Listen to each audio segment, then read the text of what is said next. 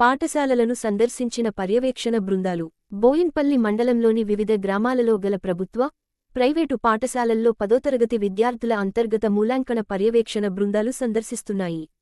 అందులో భాగంగా శనివారం మండలంలోని కుదురుపాక, మాన్వాడ, నర్సింగాపూర్, విలాసాగర్ గ్రామాలలోని ప్రభుత్వ పాఠశాలలను విలాసాగర్, వెంకటరావుపల్లి హైస్కూల్ హెచ్ఎం బృందం లీడర్లు బొలగం శ్రీనివాస్, బూక్య తిరుపతి ఆధ్వర్యంలో టీం సభ్యులు చాడ నరోత్తం రెడ్డి, సయ్యద్ మోసిన్ అహ్మద్, నరేందర్ మక్బులు హుస్సేన్ పాఠశాలను సందర్శించి, పాఠశాలలోని 10వ తరగతి విద్యార్థులు రాసిన 4 FA మార్కుల సరాసరి, slip test, project work, fair notebook review పరిశీలించి, దాని అనుగుణంగా అంతర్గత మార్కులను ఈ బృందం పరిశీలించింది.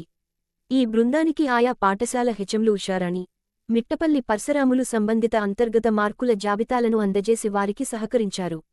ఈ సందర్భంగా పర్యవేక్షణ బృందం లీడర్ బొలగం శ్రీనివాస్, తిరుపతి మాట్లాడుతూ 10వ తరగతి విద్యార్థులు పట్టుదలతో చదువుతూ 10 ఫలితాల్లో మంచి మార్కులు సాధించి, జిల్లాలోనే బోయినపల్లి మండలాన్ని మొదటి స్థానంలో నిలిచేలా కృషి చేయాలని, ఇందుకు ఉపాధ్యాయులు విద్యార్థులు ప్రణాళికతో ముందుకు కొనసాగాలని వారు కోరారు.